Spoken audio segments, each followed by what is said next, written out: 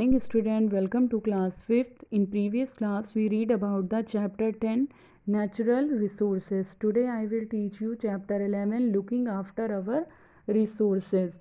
यानी हमारे रिसोर्सेज की कैसे देखभाल की गई. We must look after our resources if we want them to last. हम देखना चाहेंगे अगर अपने रिसोर्सेज की देखभाल करें तो हम पिछले को देखना चाहेंगे. If we are not careful, और यदि हम उसकी केयरफुल नहीं करते तो वी में डिस्ट्रॉय और use of what nature has given us. तो हम वो डिस्ट्रॉय हो जाएगा जो कि हमें प्रकृति ने दिया है. And have nothing left for the future, और हमारे फ्यूचर के लिए कुछ नहीं बचेगा. फ्यूल्स, ईंधन. We burn a huge amount of fuels every day to drive vehicles. हम रोज़ बड़े अमाउंट में ईंधनों को जलाते हैं जब ड्राइव करते हैं व्हीकल्स को. रन फैक्ट्रीज़ चलती हैं. And make electricity. The problem is that nature took millions of year to form these fuels. Problem ये है कि नेचर ने बहुत हज़ारों साल पहले इस फ्यूल को दिया था. So if we use them up very fast, हम इसको बहुत जल्दी यूज़ कर रहे हैं. We may run out of them in a couple of 100 years. What should we do then. अब क्या होना चाहिए. Stop wasting. हमको वेस्टिंग को स्टॉप करना चाहिए. One thing we can all do is to stop wasting. सबसे पहली चीज़ है कि हमको जो वेस्ट चीज़ें उनको स्टॉप करना चाहिए. For example we could turn off lights and fans when we do not need them. हमें लाइट को ऑफ़ कर देना चाहिए, फैंस को, जब हम उसको यूज़ नहीं कर रहे हैं. We could also turn off the gas burner when not needed and turn off the engines of vehicles at red lights. हमें अपना गैस बर्नर बंद कर देना चाहिए. रेड लाइट जब जले तो हमें अपने व्हीकल्स के इंजन को बंद कर देना चाहिए. We could make use of sunlight to work during the day.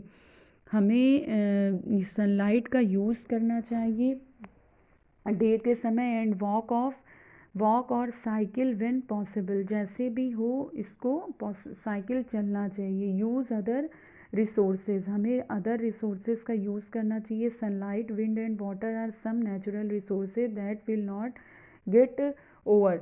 Sunlight, हवा और पानी का हम जो कि नेचुरल रिसोर्सेज हैं इनका हम बहुत ज़्यादा यूज़ नहीं करते. बिसाइड्स, इसके अलावा they do not cause pollution, जो कि ये बहुत ज़्यादा पोल्यूशन उत्पन्न नहीं करते. We can use these resources instead of fuels.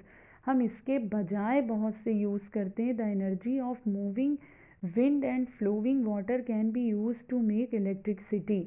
हम जो मूविंग हवा चलती है उसकी एनर्जी और फ्लोइंग वाटर की यूज़ करते हैं इलेक्ट्रिसिटी के लिए. Solar cells can be use to make electricity. Solar cells जो हमारी होती हैं वो यूज़ हो सकती हैं इलेक्ट्रिसिटी के बनाने में. Solar cooker and solar heater can be used for cooking and heating. Solar cooker और सोलर हीटर भी हमारे यूज्ड हो सकते हैं कुकिंग और हीटिंग में. Forest maintain the environmental balance in many ways. Forest हमारे इन्वायरमेंटल बैलेंस को कई तरह से मेंटेन करता है. So we must be careful not to be destroy them. इसलिए हमें उसकी केयर करनी चाहिए, उसको डिस्ट्रॉय नहीं करना चाहिए. For every tree we cut down.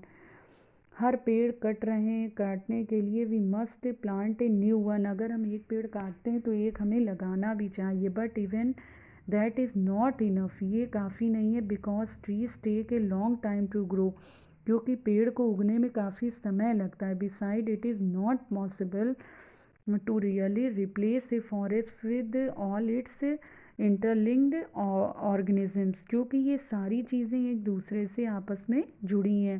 What else can we do? इसके अलावा अब हम क्या कर सकते हैं. रिसाइकलिंग.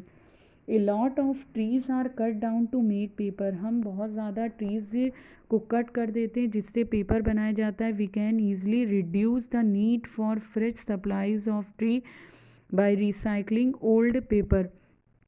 हम उसको ईज़िली कम कर सकते हैं अपनी आवश्यकता को. फ्रेश रिप्लाइज ट्रीज़ के लिए ओल्ड पेपर की. Recycling means using the material of old things to make new thing. Recycling का मतलब ये होता है कि पुरानी चीज़ों को फिर से हम नई चीज़ों में चेंज कर दें.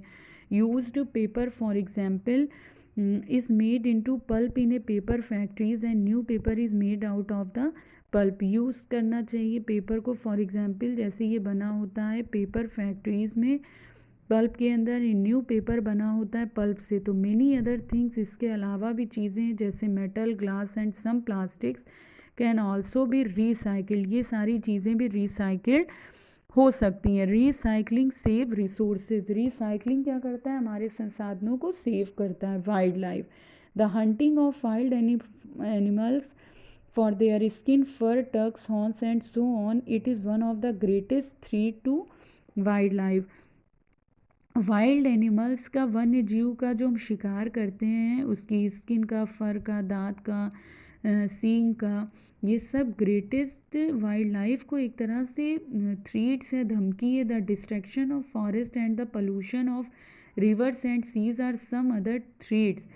और ये फॉरेस्ट का डिस्ट्रक्शन होना, पोल्यूशन, रिवर का होना, सीज का, ये सब एक तरह से वो है, थ्रीट्स हैं। India and many other countries have banned the hunting of wild animal. India और अदर कंट्रीज़ को भी ये चाहिए कि वाइल्ड एनिमल्स की हमको बिल्कुल शिकार नहीं करना चाहिए। Anyone caught hunting can be punished, कोई भी जो शिकार करे उसको पनिश करना चाहिए। Another thing that many countries have done is to be set up wildlife parks and centuries.